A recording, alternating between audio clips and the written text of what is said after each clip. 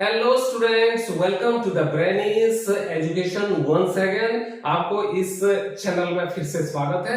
इससे पहले हम कुछ टॉपिक्स कवर किए हैं, उसको आप प्रीवियस वीडियोस में देख सकते हैं।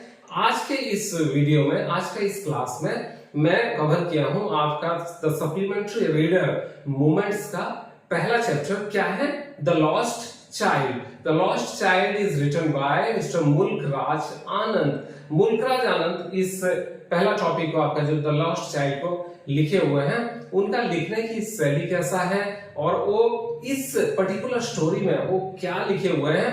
Let's go to the topic directly because I know your time is very valuable. Without wasting any time, let us go to the topic directly. Mulk Raj Anand का जितना भी लिखा हुआ स्टोरीज है, उस स्टोरीज में आपको बहुत इजी जो गांव के और जो हमारे फेस्टिवल्स हैं, इसके ऊपर बहुत ही आसान तरीके से बहुत सारे छोटे छोटे स्टोरीज तो लिखे हुए हैं। लेकिन उनका जो लिखने की शैली है, उसमें बढ़िया बढ़िया वर्ड्स यूज करते हैं वो, जिससे हमारा वोकैबुलरी बहुत बढ़िया से ग्रो करता है। तो let us go to the topic directly. आज का इस टॉपिक का नाम है, आज का इस स्टोरी का नाम है क्या? The lost child. The lost child मतलब सुनने में ऐसे लग रहा है, द लॉस्ट चाइल्ड मीन्स एक बच्चा गुम हो गया है। इजीली पता चल रहा है कि एक बच्चा गुम हो गया है। किस सर्कमस्टेंस में गुम हुआ है, क्या हो गया कि वो गुम हो गया, कहां वो गुम हो गया। Let us go to the story to know all about that. So let us start. The lost child. A child goes to a fair with his parents. He is happy and excited and wants the sweets and toys displayed there. But his parents don't buy them for him. Why then does he refuse when someone else offers them to him? पहला story से पहले ही एक brief कर दिया है। और brief में क्या बताया है कि एक बच्चा एक फेयर में, मतलब एक मेला में घूमने जाता है उसके पेरेंट्स के साथ। He is happy and excited and wants to buy sweets and toys. मेला में कभी आप भी गए होंगे, और मेला में अगर जाते हैं तो तरह तरह के स्वीट्स हैं, टॉयज हैं, ये झूला लगा हुआ है, ऐसे लगता है बहुत खुशी का माहौल रहता है। सारे बहुत मैरी लीव वहां पर रहते हैं, बहुत खुश होकर के सभी, कोई इधर जा रहा है कोई उधर जा रहा है, बहुत सुंदर सा एक माहौल रहता है। तो बच्चा अपने पेरेंट्स के साथ वहां पर गया हुआ है। He is happy and excited.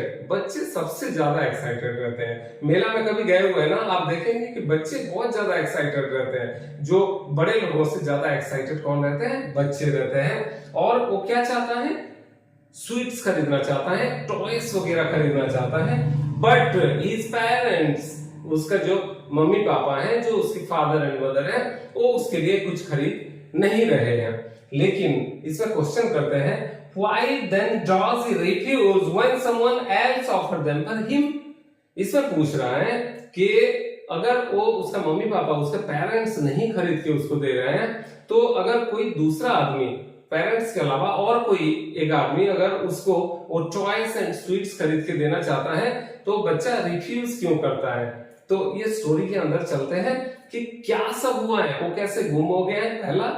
Second है कि दूसरा कोई उसको ये खरीद के देना चाहता है, लेकिन वो बच्चा मना कर रहा है। So let us go to the first paragraph. पहला पैराग्राफ कहता है, it was the festival of spring from the wintry shades of narrow lanes and alleys amidst gary clad humanity. Some walked, some rode on horses, others sat being carried in bamboo and bullock carts.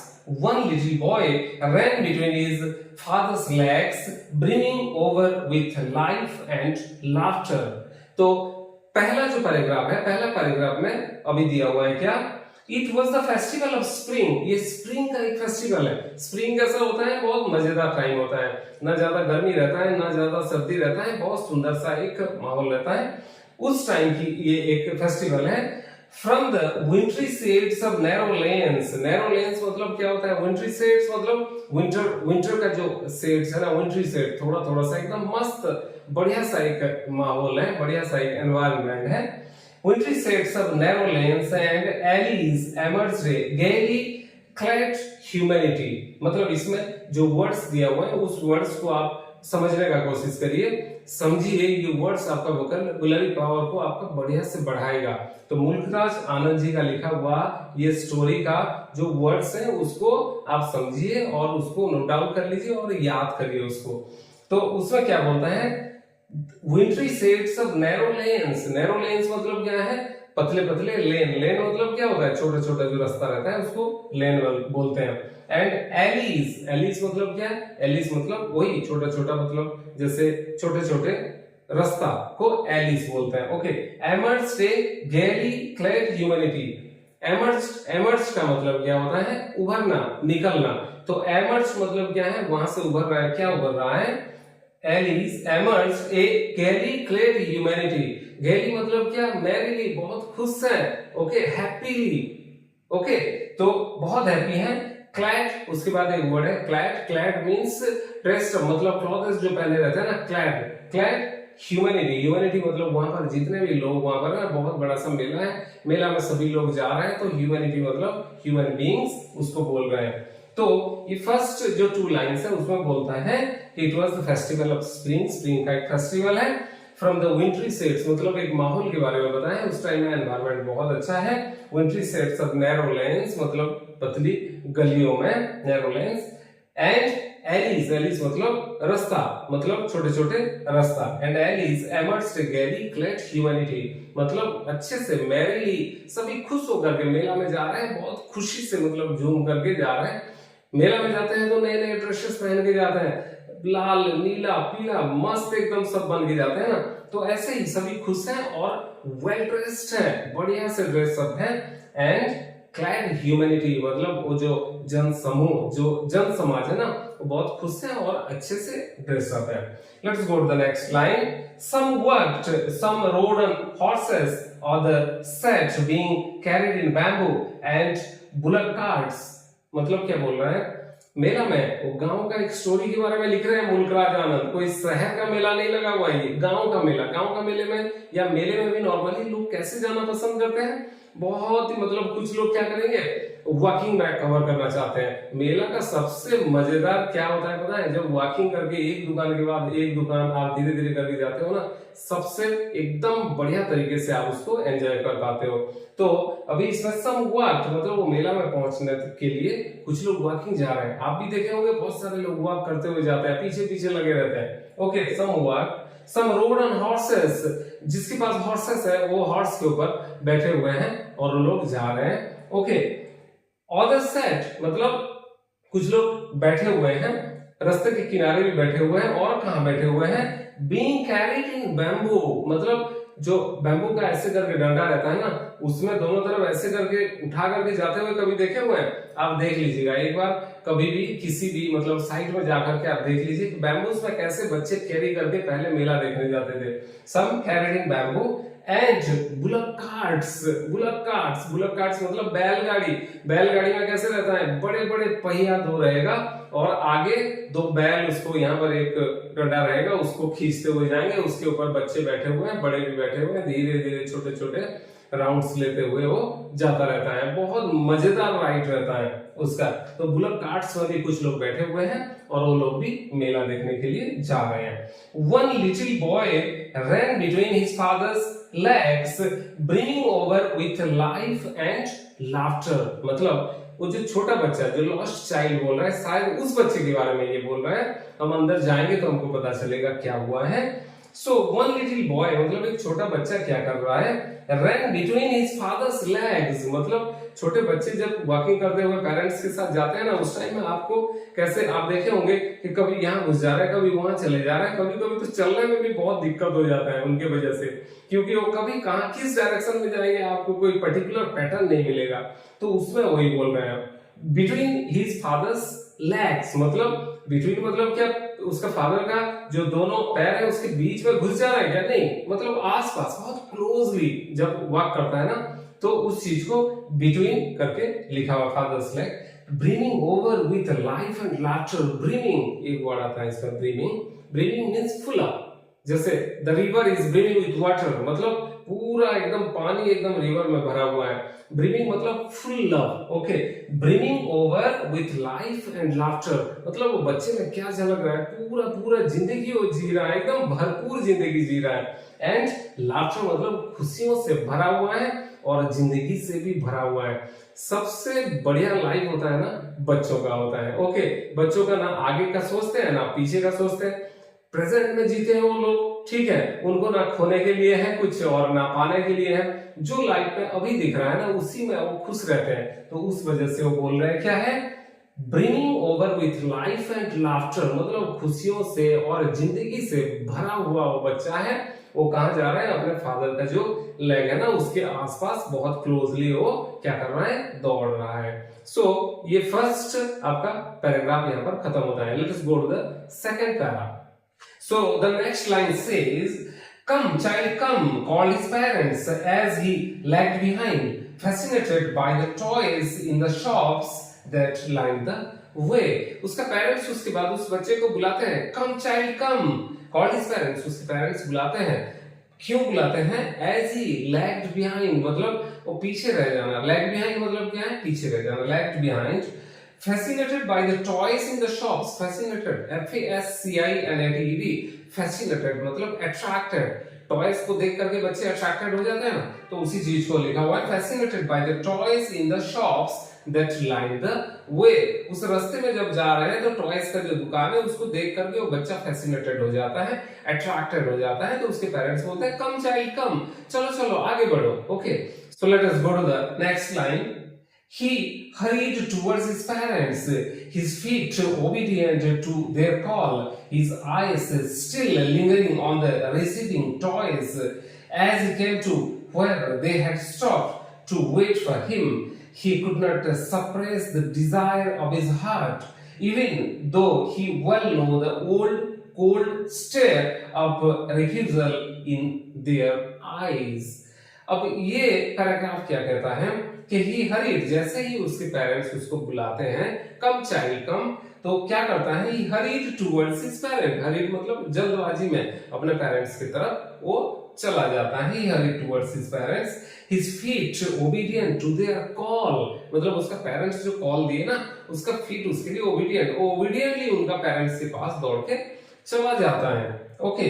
Then his eyes still lingering on the receding toys. Lingering मतलब क्या है, मतलब उसी जगह पर अटके रहना, वहां से हट नहीं पाना, okay. Lingering on the toys मतलब वो टॉयज जहां पर रखा हुआ था ना उस टॉयज में लिंगरिंग, उसका आइज क्या कर रहा है, उसी जगह पर अटका हुआ है, रुका हुआ है। भले ही उसका बॉडी उसके पेरेंट्स के पास पहुंच चुका है, लेकिन his eyes still lingering on the receding toys. Receding मतलब क्या है, जो पीछे छूट गया।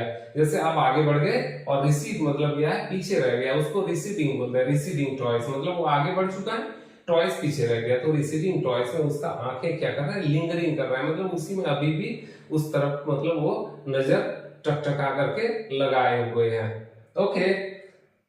As he came to where they had stopped to wait for him, उसका पेरेंट्स जहां पर उसको वेट कर रहे थे, मतलब बच्चा पीछे रह गया था, पेरेंट्स आगे जाकर के उसको वेट करके कम चाइल्ड कम बोल रहे हैं, उस जगह पे वो बच्चा पहुंचता है, ओके।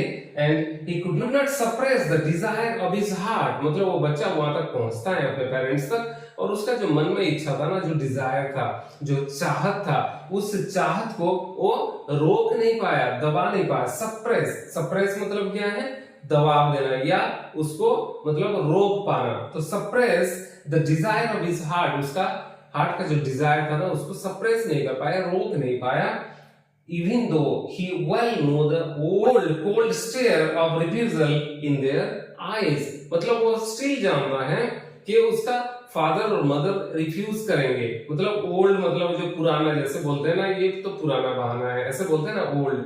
कोल्ड स्टेयर, कोल्ड मतलब क्या है, कोल्ड मतलब बिल्कुल संवेदनहीन होकर के, ओके। इस जगह में कोल्ड मतलब ठंडा नहीं है, संवेदनहीन होकर के या संवेदना नहीं दिखाते हुए, तो उस तरह का cold stare of refusal in their eyes, मतलब उनका आईज में स्टेयर मतलब क्या है, घूर के देखना। ओके, तो उनका जो पेरेंट्स का आईज में वो ओल्ड मतलब पुराना, नहीं इसको नहीं खरीदना है, मतलब मना कर देंगे वो इसको नहीं खरीदना है। वो जानते हुए भी वो क्या बोलता है, वो लिखा हुआ है नेक्स्ट लाइन में, आई want that toy he pleaded. वो क्या बोलता है बच्चा, आई वांट दैट टॉय। कभी कभी गिड़गिड़ाते हुए बच्चे बोलते हैं ना, या जैसे बिल्कुल बहुत एकदम बहुत रिक्वेस्टफुल मैनर में बोलते हैं, आई वांट दैट टॉय, मतलब वो जानता है कि वो उसके पेरेंट्स मना करेंगे, स्टिल वो बोलता है, उसका जो डिजायर को सप्रेस नहीं कर पाता है और बोलता है क्या, I want that toy. Okay, so let us go to the next line. His father looked at him red-eyed in his familiar tyrant's way, मतलब उसका फादर उसके तरफ कैसे घूर के देखते हैं, ऐसे घूर के देखते हैं कि कैसे घूर के देखते हैं कि जैसे वो ऐसे करके गुस्से से घूर करके उसको देखते हैं। His father looked at him red-eyed, मतलब आंखें लाल लाल करके गुस्से से देखते हैं। कैसे देखते हैं, in his familiar tyrants way, familiar मतलब जो पहले से जैसे देखते हैं ना उसको गुस्से से, उस तरह से देखते हैं। टायरेंट मतलब क्या है, जैसे तानाशाह होता है ना, क्रूएल रूलर जैसे होता है, टायरेंट वे मतलब उस तरह से, जैसे क्रूएल रूलर क्या करता है, तानाशाह क्या करता है, नहीं ऐसे नहीं होना चाहिए, उस तरह का। तो रेड आइड होकर के जब उसका फादर उसको तरफ देखते हैं, उसके बाद his mother, melted by the free spirit of the day, was tender and giving him her finger to hold, said, "Look, child, what is before you?" उसके मदर इसको देखते हैं, उसका फादर जब रेड आइड होकर के जब टायरेंट हुए में बोलते नहीं है, देखते हैं उसकी तरफ खाली, तो उसका मदर समझ जाती है। वो क्या समझती है कि चलो इस माहौल को थोड़ा सा ना अलग कर देते हैं, क्योंकि बहुत खुशनुमा माहौल है। इस माहौल में बच्चा सोचता है कि वो मौज मस्ती करने के लिए आए हैं, लेकिन उसका फादर जब रेड आइड होकर के उसको देखते हैं, तो मदर लोग क्या होते हैं, उस माहौल को थोड़ा सा चेंज कर देते हैं। घर में भी ऐसे ही होता है। तो मदर उसको क्या बोलते हैं कि वो देखते हैं कि फ्री स्पिरिट मतलब जो उस एनवायरनमेंट का स्पिरिट मतलब क्या है, बहुत खुशनुमा एनवायरनमेंट है, उसको देखते हुए the day was tender and giving him her finger, उसका हाथ बढ़ाते हैं, ऐसे फिंगर देते हैं उसको, बोलते हैं होल्ड करो, said, look child, what is before you? तो माहौल को थोड़ा बदलने के लिए वो क्या बोलते हैं, बच्चा देखो तुम्हारे सामने क्या है। ओके, ये कह करके उसको थोड़ा सा उस जो रेड आइड और जो एनवायरनमेंट खराब हो रहा था, उनके फादर जब उसको बहुत ही टायरेंट वे में उसको देख रहे थे, उस एनवायरनमेंट को चेंज करने के लिए वो ये बोलती है। So next line is, it was a flowering mustard field, pale like melting gold as it swept across miles and miles of even land. तो क्या देखने के लिए बोलते हैं, उसकी मदर बोलते हैं ना, look what is before you, in front of you, तुम्हारे सामने क्या है, देखो क्या रहता है सामने। It was a flowering mustard field, मतलब क्या सरसों का एक खेत है, बहुत लंबा चौड़ा एकदम, पूरा एकदम फुल फ्लेश्ड एक मतलब खेत है। Pale like melting gold as it, मतलब मेल्टिंग गोल्ड का कलर कैसे होता है, पेल मतलब थोड़ा सा येलोइश, पेल मतलब क्या, थोड़ा फीका।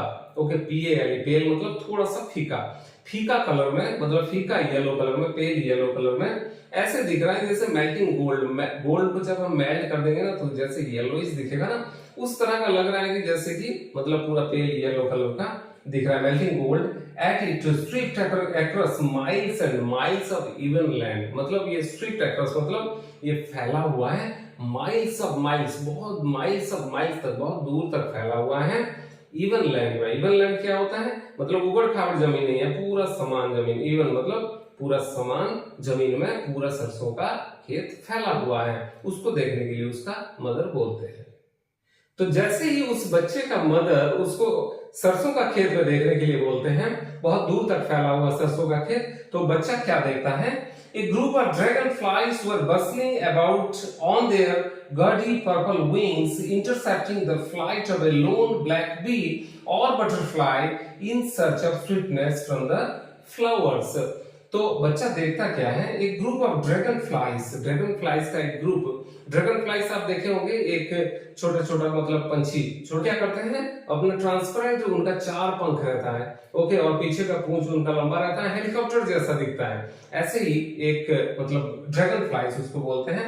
और bustling about on their gaudy purple wings, bustling मतलब क्या होता है, मतलब अचानक उड़ जाना और थोड़ा सा आवाज करते हुए, थोड़ा सा मौज मस्ती में, ओके, उड़ करके जाना या थोड़ा सा आवाज करते हुए, उसको बसलिंग बोलते हैं। ओके, चिड़िया जब उड़ करके एक जगह से दूसरी जगह जाता है ना ग्रुप में, तो बसलिंग करते हैं वो लोग। Bustling about on their gaudy purple wings, GAUDY, एक नया वर्ड आता है। गॉडी मतलब क्या है, ब्राइट, एकदम चमकदार। ओके, GAUDY, इसको याद रखिए। वो चमकदार एकदम, जो उनका पर्पल विंग्स, हल्का सा पर्पल विंग्स जो है उसको मतलब उसको फड़फड़ाते हुए वो क्या करते हैं, वो बसल करते हुए एक ग्रुप ऑफ ड्रैगन फ्लाइज क्या करते हैं, intercepting the flight of a lone black bee or butterfly. Intercept करना मतलब क्या है, रुकावट पैदा करना। इंटरसेप्ट, INTERCEPT, इंटरसेप्ट मतलब रुकावट पैदा करना। क्या करने का कोशिश कर रहे हैं, बच्चा जैसे देख रहा है कि ड्रैगन फ्लाइज वगैरह एक ग्रुप में जा रहे हैं, वो क्या करने का कोशिश कर रहे हैं, एक लोन ब्लैक बी, मतलब एक काला कलर का एक बी है, उसका एक सिंगल बी है, उसका रास्ता को रोकने का कोशिश कर रहा है, ऐसे वो बच्चा देख रहा है। और बटरफ्लाई, नहीं तो एक बटरफ्लाई है, उसको मतलब रास्ता रोकने का, उसको इंटरसेप्ट करने का कोशिश कर रहे हैं। In search of sweetness from the flowers, वो क्या करने के लिए जा रहा है, वो be in search of sweetness from flower. Flower से बीज वगैरह या जो आपके बटरफ्लाइज वगैरह है, वो क्या करते हैं, फ्लावर से उसका मधु को वो क्या करते हैं, उसको चूसते हैं। तो वो करने के लिए जा रहा है, लेकिन वो लोग क्या कर रहे हैं, उसको इंटरसेप्ट कर रहे हैं, मतलब उसको रोकने का कोशिश कर रहा है, ऐसे बच्चा देख रहा है। Okay, the child followed them in the air with his gaze till one of them would still its wing and rest and he would try to catch it। मतलब वो बच्चा क्या कर रहा है, देन वो फॉलो कर रहा है, किसको फॉलो कर रहा है, वो ड्रैगन फ्लाइज को फॉलो कर रहा है। किस लिए फॉलो कर रहा है, कि वो उनमें से कोई भी एक स्टिल हो जाए, मतलब उसका जो पंख फड़फड़ा रहा है, उड़ रहा है, वो कहीं पर रेस्ट करे। Okay, wings and rest and he would try to catch it, और उसके बाद ये जाकर के उसको पकड़ ले। बच्चा क्या करता है, उसको पकड़ने का कोशिश करते हुए उनके पीछे भागने लगता है। Okay, try to catch it but it would go fluttering flapping up into the air. तो जैसे ही वो देखता है कि मतलब वहां पर कोई रेस्ट करे, लेकिन वो क्या नोटिस करता है कि वो क्या करता है, but it should go fluttering and flapping, ये दोनों एक ही वर्ड है, फ्लटरिंग एंड फ्लैपिंग एक ही टाइप का वर्ड है। फ्लटरिंग का मतलब क्या होता है, बहुत एक सॉफ्ट वे से मतलब उड़ करके चले जाना, स्पीड में थोड़ा सा जल्दी मूव कर जाना और सॉफ्ट वे में वो मूव कर जाना। एंड फ्लैपिंग मतलब क्या, फड़फड़ाते हुए। ओके, फ्लटरिंग भी आप देखेंगे तो फड़फड़ाते हुए होगा, लेकिन इसमें थोड़ा सा उनका मूव जो है स्पीड मूव है, लेकिन इन्हें इजी हुए। और फ्लैपिंग क्या होगा, फड़फड़ाते हुए। Flapping up in the air मतलब हवा में वो उड़ने लगते हैं। When he had almost caught it in his hands, जैसे ही उसका हाथ में उसको पकड़ने की कोशिश कर लेता है ना, तब वो क्या करता है, वो वहां से उड़ करके एयर में चला जाता है। Okay, then his mother gave a cautionary call, उसके बाद उसका मदर उसको कॉशनरी कॉल, कॉशनरी के कॉल क्या होता है, हिदायती कॉल बोलते हैं ना, एक हिदायत देते हैं, जैसे कि सुनो, ये ऐसे करके जब बुलाते हैं तो उसको कॉशनरी कॉल बोलते हैं। Okay, cautionary call, come child come, come on to the footpath, मतलब तुम जो सरसों का खेत में जो चले गए हो वहां मत जाओ, you come to the footpath, जहां से हम चल के जा रहे हैं उस जगह में चले आओ।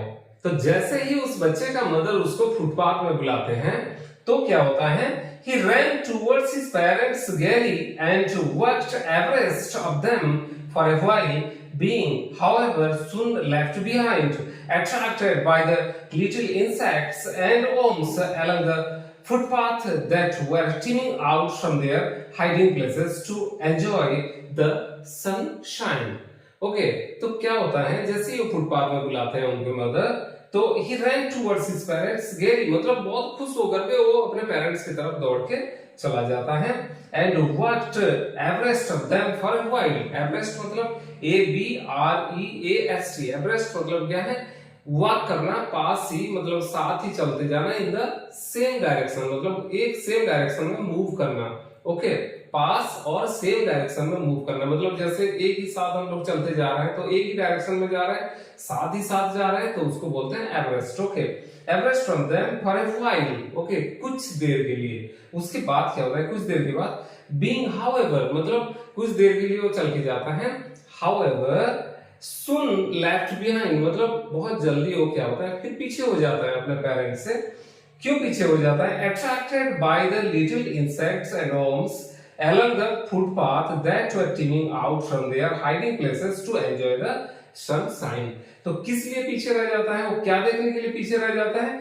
किस अट्रैक्टेड हो जाता है? किससे अट्रैक्टेड? अट्रैक्टेड मतलब वो क्या है, उनका कशिश, उनके तरफ खिंचाव उनको मिलता है। किस तरफ? Attracted by the little insects, मतलब छोटे छोटे insects, and worms along the footpath, मतलब फुटपाथ के साथ ही जो मतलब वो देखते जाता है, वहां पर क्या देखता है, that were teeming out, sunshine को एंजॉय करने के लिए क्या कर रहे हैं, इंसेक्ट्स बाहर निकल रहे हैं अपने जहां पर हाइडिंग प्लेसेस है, जहां छिपाव हासिल किए थे वो लोग, वहां से बाहर निकलने की कोशिश कर रहे हैं और बाहर निकल भी रहे हैं, तो उसको देखने के लिए अट्रैक्टेड हो जाता है ये लिटिल बॉय।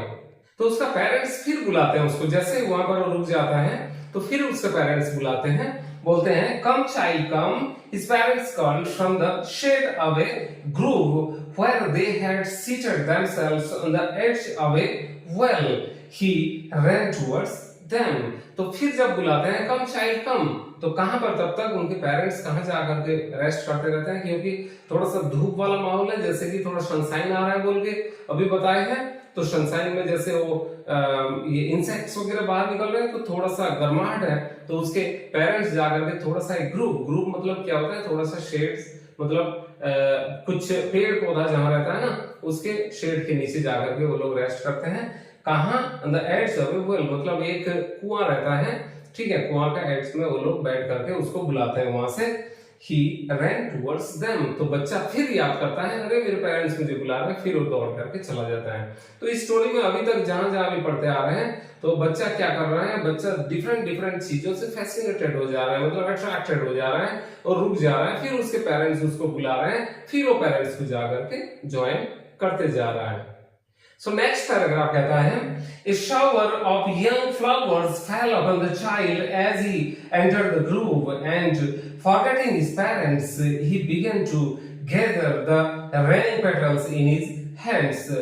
तो जैसे ये बच्चा ग्रुप्स में, मतलब जहां वहां पर उसका मदर एंड फादर बैठे हुए रहते हैं, वहां पहुंचता है, पहुंचने से पहले वो अपना पेरेंट्स को भूल जाता है, और किसमें वो फिर उसका ध्यान कहां चला जाता है, A shower of young flowers fell upon the child as he entered the grove। जैसे ही वो ग्रूव के अंदर जैसे घुसने का कोशिश करता है अपने पेरेंट्स के पास जाने का, तो शावर ऑफ यंग फ्लावर्स, मतलब ऊपर से, पेड़ के ऊपर से क्या होता है, फ्लावर्स वगैरह वो क्या करते हैं, टपकने लगते हैं। रेनिंग मतलब क्या होता है, शावर क्या होता है, बारिश हो रहा है, शावर मतलब क्या, बारिश होना, लेकिन किसका बारिश हो रहा है, वो यंग फ्लावर्स का बरसात हो रहा है, जैसे ऊपर से गिरते जा रहा है। Okay, so entered the grooves and forgetting his parents he began to gather the raining petals in his hand। मतलब raining petals मतलब वो जो फूल का पंखुड़ी होता है ना, वो पंखुड़ियों को कलेक्ट कर रहे हैं, ऐसे ऐसे करके, जैसे कलेक्ट करते हैं ना बच्चे बचपना में, कैसे बचपन कैसे करते हैं, जैसे ऊपर से गिर रहा है उसको कोशिश कर रहा है उसको कलेक्ट करने के लिए,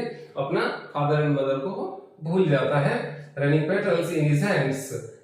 फिर क्या होता है, but lo, he heard the cooing of dogs and ran towards his parents shouting, the dog, the dog। The raining petals dropped from his forgotten hands। अब क्या हुआ, जैसे ही वो पेटल्स को कलेक्ट करने का कोशिश कर रहा है, उस टाइम पर फिर उसको सुनाई देता है, क्या सुनाई देता है, कूइंग ऑफ डॉग्स, मतलब डॉग जो है, पंछी है ना, उनका जो कूइंग है, उनका आवाज जो है ना, वो सुनाई देता है। वो जैसे ही सुनाई देता है तो वो फिर अपना पेरेंट्स को बोलता है, क्या, द डॉग, द डॉग, मतलब देखो ये डॉग, पेरेंट्स को उसका बहुत एक्साइटेड होकर के वो बोलता है, the raining petals drop from his forgotten hands. उसके हाथ में जो रेनिंग पेटल्स वगैरह, पेटल्स जो कलेक्ट करके रहता है, वो सारे उसका फॉरगॉटन है, मतलब वो हाथ को भी भूल जाता है, वो मुट्ठी बंद करना भी भूल जाता है, और फिर ड्रॉप का जो साउंड होता है ना, कूइंग साउंड होता है ना, वो कूइंग साउंड की तरफ अट्रैक्टेड हो जाता है।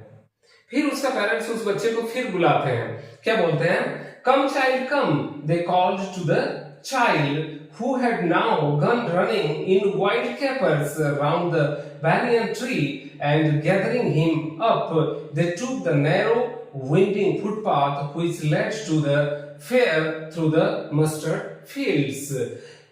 क्या बोलना चाहते हैं इसमें?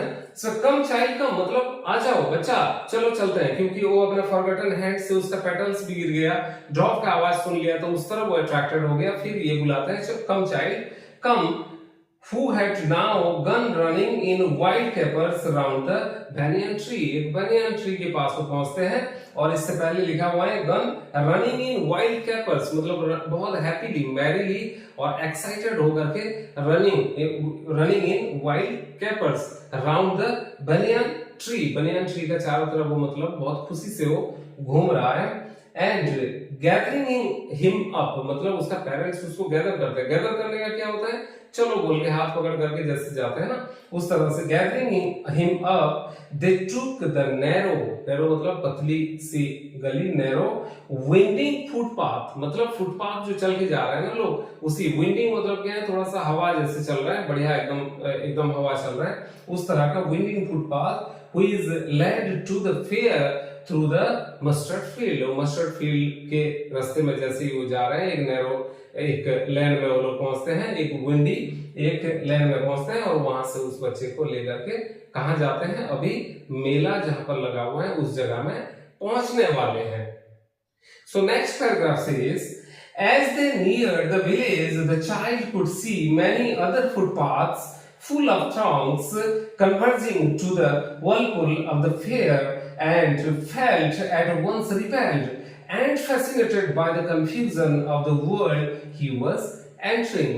मतलब क्या है, जैसे ही उस गांव में पहुंचते हैं, किस गांव में, जिस गांव में मेला लगा हुआ है उस गांव में पहुंचते हैं, द चाइल्ड कुड सी क्या देख पाता है, many other footpaths full of throngs मतलब बाकी बहुत सारे फुटपाथ्स वहां पर मतलब आकर के मिल रहे हैं, और भी फुटपाथ्स हैं वहां पर आकर के मिल रहा है, जिसमें वो चल के आ रहे हैं उसके पेरेंट्स के साथ, वो भी एक फुटपाथ है, और भी बहुत सारे फुटपाथ्स वहां पर जाकर के मिल रहा है। फुल ऑफ थ्रॉन्ग्स THRONGS थ्रॉन्ग्स मतलब हैवी क्राउड, बहुत ज्यादा मतलब लोग, फुल ऑफ थ्रॉन्ग्स मतलब उस जो वहां पर पहुंच रहे हैं तो बहुत सारे लोग वहां पर, full of throngs converging to the whirlpool of fair. Whirlpool क्या होता है, पानी यहाँ पर जमा होता है और वहां पर भंवर होता है ना, तो उसको बोलते हैं वर्लपुल। तो इस जगह में क्या है, जहां पर फेयर लगा हुआ है, एक बहुत बड़ा सा ग्राउंड रहता है, उसमें चारों तरफ से रास्ता आता है, वहां पर मतलब जाकर के वहां पर वर्लपुल ऑफ फेयर इसको बोल रहे हैं। And felt at once repelled, तो बच्चा जैसे इतने सारे भीड़ भड़ाका देख लेता है तो पहले रिपेल मतलब क्या है, अट्रैक्टेड मतलब क्या, खिंचाव है, रिपेल मतलब दूर जाना। वो पहले तो सोचता है कि क्या हो रहा है, थोड़ा डर जाता है, थोड़ा सा सहम जाता है, उस तरह का फील करता है। And fascinated by the confusion of the world he was entering, मतलब जिस दुनिया में अभी वो घुसने के लिए जा रहे हैं उससे फैसिनेटेड भी हो जाता है। फैसिनेटेड मतलब अट्रैक्टेड भी हो रहा है। तो इसमें वो बच्चे के मन में दोनों तरह का फीलिंग्स है। पहला फीलिंग्स क्या है, वो रिपेल्ड हो रहा है, मतलब वहां जाने के लिए नहीं कोशिश कर रहा है, बोल रहा है कि नहीं मैं नहीं जाऊंगा, और फिर फैसिनेटेड हो जाता है, फिर अट्रैक्टेड हो जाता है। तो ये दोनों फीलिंग्स उस बच्चे के मन में आए हुए हैं, कहां के लिए, जिस वर्ल्ड में वो घुसने जा रहे हैं। वर्ल्ड मतलब क्या है, वो फेयर को वो वर्ल्ड बोले हैं, क्योंकि बहुत बहुत ज्यादा लोग वहां पर पहुंचे हुए हैं, तो उसको क्या बोल रहे हैं, वर्ल्ड बोल करके उसको नाम दिया जा रहा है। नेक्स्ट क्या होता है, जैसे ही वो एंटर कर रहे हैं तो वहां का ये कहानी है।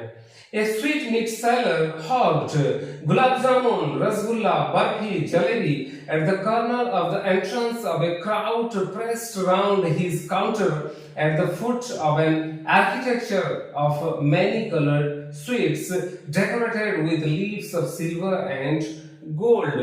क्या मतलब है इसका कि स्वीट मीट सेलर हॉक्ड मतलब स्वीट मीट किसको बोलते हैं, वो ओल्ड वर्ड है। स्वीट मीट मतलब स्वीट्स का जो दुकान है ना, स्वीट मीट सेलर मतलब स्वीट मीट बोलते थे पहले उसको, अभी क्या बोलते हैं हम स्वीट्स बोलते हैं। स्वीट मीट सेलर हॉक्ड मतलब क्या बुला रहा है, गुलाब जामुन, रसगुल्ला, बर्फी, जलेबी, जैसे दुकान लगा रहता है मेला में, तो वो लोग क्या करते हैं, पीपल को मतलब लोगों को अट्रैक्ट करने के लिए वो कॉल भी करते हैं।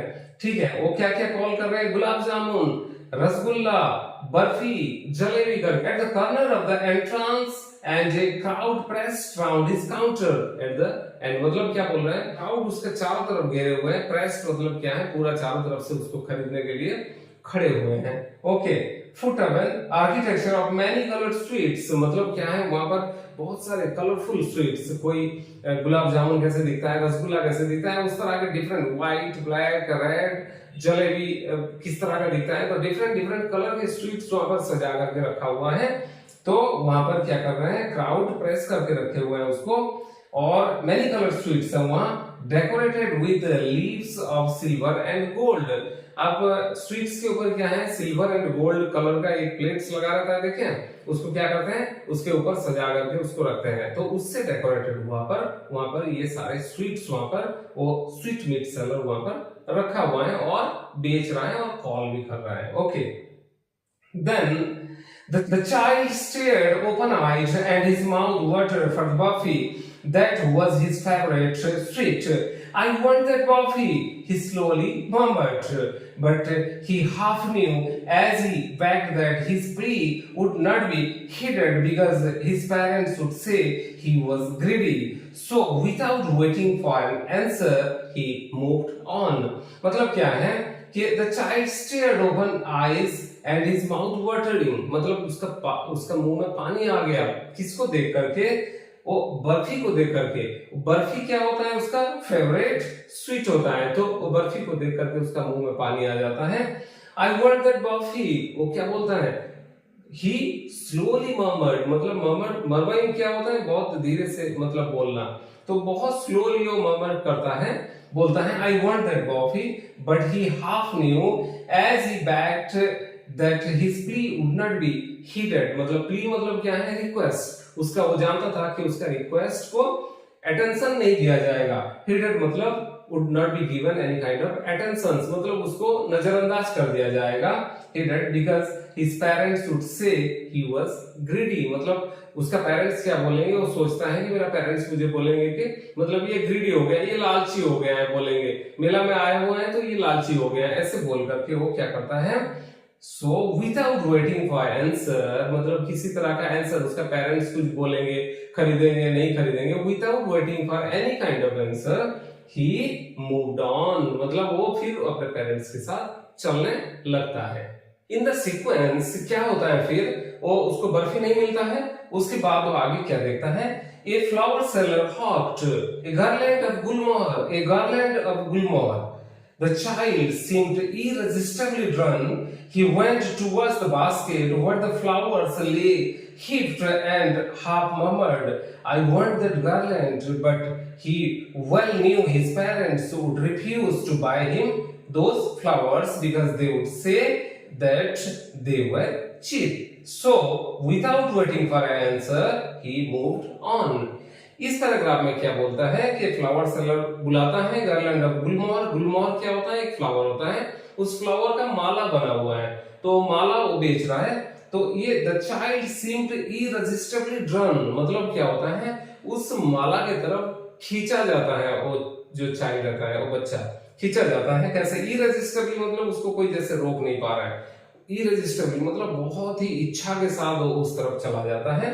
Okay, he went towards the basket where the flowers lay heaped and half murmured, मतलब क्या है, उस तरफ चला जाता है जिस बास्केट में फ्लावर ऐसे करके रहता है। heaped मतलब क्या है, जैसे ऊपर उभरा हुआ रहता है, उसको बोलते हैं, वो क्या हो गया, heaped and half murmured। उसके बाद वो देखते हुए वो धीरे से, murmuring मतलब क्या है, थोड़ा सा गुनगुनाना, बोलना ऐसे, तो वो धीरे से एकदम half murmured बोलता है, क्या बोलता है, I want that garland, वो बोलता है बच्चा कि मुझे वो गार्लैंड चाहिए। लेकिन in the next instance जल्दी ही वो क्या बोलता है फिर, but he well knew, क्या जानता है वो बढ़िया से, well knew that his parents would refuse to buy him those flowers, उसका पेरेंट्स फिर मना कर देंगे, वो फ्लावर नहीं खरीदेंगे उसके लिए, और क्या बोलेंगे, because they would say, वो लोग क्या बताएंगे, उसके पेरेंट्स क्या बोलेंगे, that they were cheap, मतलब बहुत सस्ती फ्लावर है, बहुत जल्दी खराब हो जाएगा, ये तो बेकार का फ्लावर है। ओके, वो ऐसे मतलब इसमें पैसे खर्चा करना अच्छी बात नहीं है। इस तरह से चीप मतलब क्या है, सस्ती चीज है ये। So without waiting for an answer he moved on. So उनका पेरेंट्स से फिर किसी तरह का आंसर वो नहीं चाहता है, वो तो हाफ मोमेंट करके रहता है, धीरे से बोल करके फिर कुछ नहीं बोलते हैं। उसके पेरेंट्स की तरफ से कोई आंसर का एक्सपेक्टेशन नहीं रहता है कि गार्लैंड खरीदेंगे या नहीं खरीदेंगे, कुछ भी नहीं रहता है। वो फिर मूव डाउन, फिर आगे चला जाता है। उसके बाद क्या होता है, A man stood holding a pole with yellow, red, green and purple balloons flying from it. The child was simply carried away by the rainbow glory of their silken colors, and he was filled with an overwhelming desire to possess them all. But he well knew his parents would never buy him the balloons because they would say he was too old to play with such toys. So he worked on further. Okay, तो इस paragraph में क्या बोलता है, वो next जब उसको garland नहीं मिल पाता है, पहले बर्फी नहीं मिलता है, उसके बाद उसको गार्लैंड नहीं मिलता है बिकॉज उसका पेरेंट्स नहीं खरीद के देंगे बोल के वो सोच करके उनको और कुछ बोलता नहीं है। फिर वो आगे जब बढ़ता है, a man stood holding a pole with yellow, red, green, purple balloons flying from it. तो मेला में सबसे कॉमन सा क्या चीज रहता है, बैलून्स वगैरह बहुत सारे बेचने के लिए, मतलब ऐसे लोग खड़े रहते हैं। कैसे, एक डंडा ऐसे रहेगा, उसमें से डिफरेंट डिफरेंट कलर्स के बैलून्स वगैरह चारों तरफ से ऐसे करके निकला रहेगा। देखने में ऐसे मस्त लगता है कि जैसे कि ऐसे लगता है कि जैसे सारे मैं खरीद के चला जाऊं। जब हम बच्चे रहते हैं तब उस तरह का फीलिंग्स आता है। तो इसमें क्या हुआ है कि वो red, yellow, green and purple colour का बैलून्स उसमें से मतलब वो स्टिक में से ऐसे करके निकला हुआ है। Okay, flying from it. The child was simply carried away by the rainbow glory of their silken colors. मतलब वो child attracted हो जाता है। Simply carried away मतलब वो क्या होता है, अपने पेरेंट्स को भूल जाता है और उस जिस पोल में वो बैलून्स लगा रहता है, डिफरेंट कलर्स के बैलून्स, जिसको इसमें लिखा हुआ है द रेनबो ग्लोरी, मतलब उसमें डिफरेंट कलर्स लगा हुआ है, तो वो रेनबो की तरह उसको जस्ट वो दिख रहा है। ओके, तो उस तरफ चला जाता है, खींचा जाता है उस तरफ। अब देयर सिल्कन कलर्स, उसका जो कलर्स में प्रभावित होकर के, अट्रैक्टेड होकर के उस तरफ चला जाता है। And he was filled with an overwhelming desire to possess them all, मतलब ओवरवेलमिंग मतलब टू मच, बहुत ज्यादा, डिजायर मतलब क्या, इच्छा, उसको बहुत ज्यादा डिजायर होता है, इच्छा होता है कि वो सारे चीज को वो अपना ले, मतलब सब कुछ खरीद ले वो, तो to possess them all. But he well knew his parents would never buy him. फिर वही कहानी, उसको पता चल रहता है कि उसका पेरेंट्स उसको नहीं खरीद करके देंगे। क्या बोलेंगे, because they would say he was too old to play with such toys, मतलब तुम ये बैलून्स वगैरह खरीदने की उम्र में अभी नहीं थे, तुम तो बड़े हो गए हो, ये बोलेंगे उसके पेरेंट्स। तो क्या करता है, विदाउट वेस्टिंग एनी टाइम क्या करता है, वो चला जाता है फिर। सो ही वर्क्ड ऑन फर्दर, मतलब फिर वो आगे बढ़ जाता है उसके पेरेंट्स के साथ। सो व्हाट हैपेंस नेक्स्ट मेला में वो क्या देखता है वो बच्चा, पहला तो वो जाता है स्वीट मीट सेलर के पास, वहां पर उसको बर्फी खाना रहता है, वो नहीं मिलता है उसको।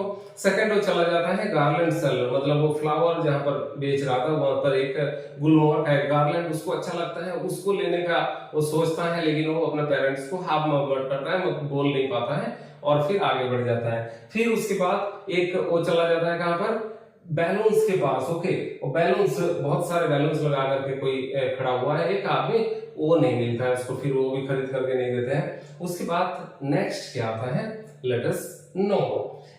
नेक्स्ट पैराग्राफ कहता है, a snake charmer stood playing a flute to a snake which coiled itself in a basket. Its head raised in a graceful bend like the neck of a swan, while the music stole into its invisible ears like the gentle rippling of an invisible waterfall. The child went towards the snake charmer, but knowing his parents had forbidden him to hear such coarse music as the snake charmer played, he proceeded further. Okay, so इस paragraph में क्या कहता है, next वो मेला में आगे जब बढ़ता है, वो चला जाता है आगे, तो वो देखता है एक स्नेक चार्मर, मतलब जो सांप को खिलाते रहते हैं ना, आप लोग भी देखे होंगे।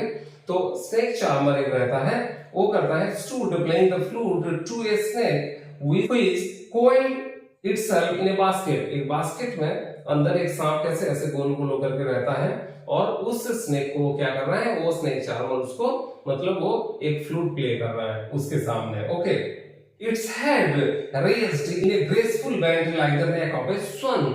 स्वन देखे आप, स्वन कैसे करता है, उसका नेक जो होता है ना ऐसे लंबा होकर के ऐसे उभरा हुआ, तो ग्रेसफुल बैंड बोल रहा है उसको, बहुत सुंदर सा एक बैंड रहता है। सांप भी ऐसे करके रहता है, तो ये बैंड जो क्रिएट होता है उसको ग्रेसफुल बैंड बताए हैं। into a graceful band like the neck of a swan, while the music stole into its invisible ears like the gentle rippling of an invisible waterfall। मतलब वो स्नेक का जो आपका कान दिखाई देता है क्या, इनविजिबल ईयर्स रहता है, तो उसके अंदर वो म्यूजिक जैसे ही वो घुस जा रहा है, ये वो बच्चा सोच रहा है। Okay, stole into its invisible ears like the gentle rippling of an invisible waterfall। invisible waterfall मतलब ऐसे इमेजिन कर रखे हैं वाटरफॉल को कि उसमें जिससे जो आवाज आता है ना, जो स्वीट आवाज आता है, जो सुंदर सा आवाज आता है, उस चीज को बता रखे हैं, invisible waterfall. The child went towards the snake charmer। वो लड़का फिर वो बच्चा फिर मतलब उनके उस स्नेक चार्मर की तरफ आगे बढ़ जाता है। But knowing his parents had forbidden him to hear such coarse music as the snake charmer played, he proceeded further। मतलब क्या है, उसको फिर उसको याद आता है कि उसका पेरेंट्स तो मना कर रखे हैं उस तरह का कोर्स म्यूजिक, मतलब बहुत ही उटपटांग म्यूजिक, बहुत ही मतलब अच्छा जो नहीं लगता है, उस तरह का म्यूजिक सुनने के लिए उसके पेरेंट्स उसको मना कर रखे हैं। उसमें जो फ्लूट बजा रहा है ना, उसमें से जो ध्वनि निकल रहा है, उसमें से जो आवाज निकल रहा है, उस तरह का आवाज को नहीं सुनने के लिए उसका पेरेंट्स उसको फॉरबिडन मतलब क्या है, मना करना, फॉरबिडन उसको मना करके रखते हैं। तो क्या करता है, ही प्रोसीडेड फर्दर, मतलब वो फिर आगे चला जाता है। नेक्स्ट वो बच्चा कहां क्या देखता है और कहां पहुंचता है, चलिए देखते हैं। There was a roundabout in full swing. Men, women and children carried away in a whirling motion, shrieked and cried with dizzy laughter. The child watched them intently and then he made a bold request. I want to go on the roundabout. Please, father, mother। क्या बोलता है next para में कि there was a roundabout in a full swing. आप लोग भी मेला में कभी जाते होंगे तो सबसे इंटरेस्टिंग पार्ट क्या होता है वहां का, सबसे इंटरेस्टिंग पार्ट जो झूला लगे रहते हैं, जो राउंडाबाउट्स लगे रहते हैं, जो गोल गोल घूमते हैं किसी भी डायरेक्शन में। ओके, तो वो सबसे इंटरेस्टिंग पार्ट रहता है मेला का, किनके लिए, बच्चों के लिए, बड़ों के लिए भी। Okay, so there was a roundabout in full swing, मतलब वो पूरा चल रहा है, एकदम फुल स्विंग में चल रहा है। Okay, so men, women and children carried away in a whirling motion। मतलब उसमें कहते हैं whirling motion मतलब क्या है, पूरा गोल गोल चक्कर, उसमें वो लोग मतलब उसमें बैठे हुए हैं और वो गोल गोल चक्कर काट रहे हैं। Okay, whirling motion। shrieked and cried with dizzy laughter।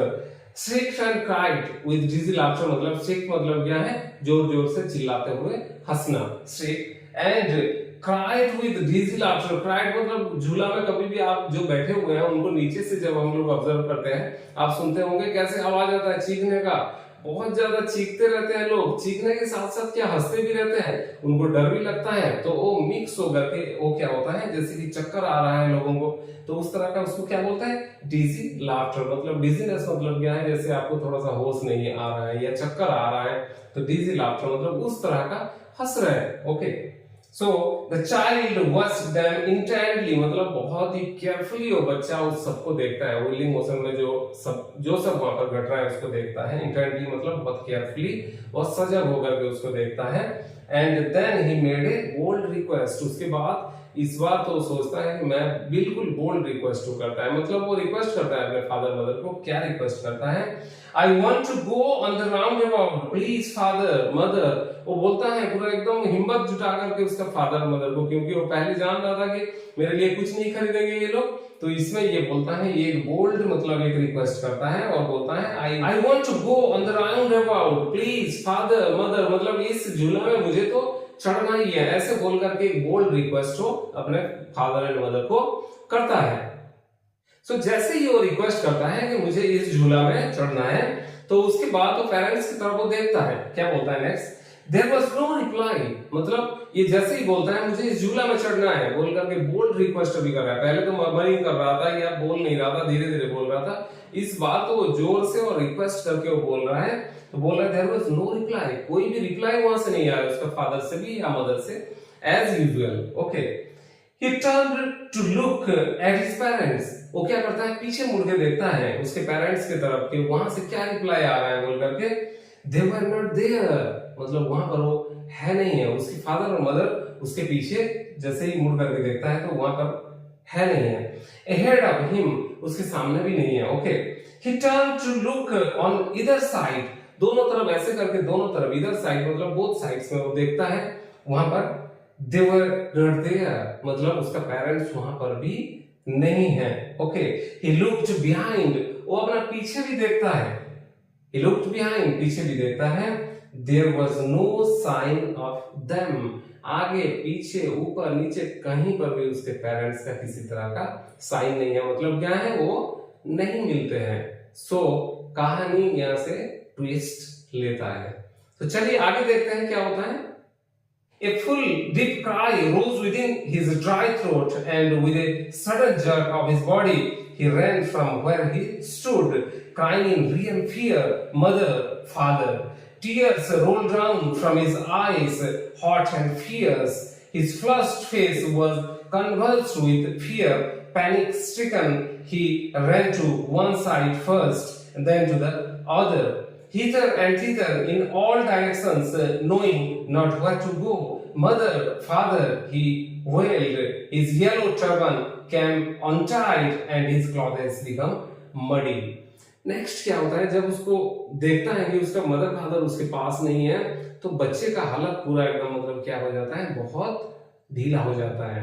क्या होता है, जैसे ही ऐसे बहुत सारे लोगों के बीच में आपको अगर मदर फादर या कोई आपका जो गार्डियन है या जिसको जान पहचान है आपका, वो कोई नहीं मिलते हैं और आपको सारे लोग अजनबी जैसे लगते हैं। स्पेशली जब आप बच्चे रहते हैं, जब हम लोग बच्चे रहते हैं, उस टाइम पर क्लियरिटी कुछ नहीं रहता है, नेक्स्ट कोर्स ऑफ एक्शन हमको पता नहीं रहता है।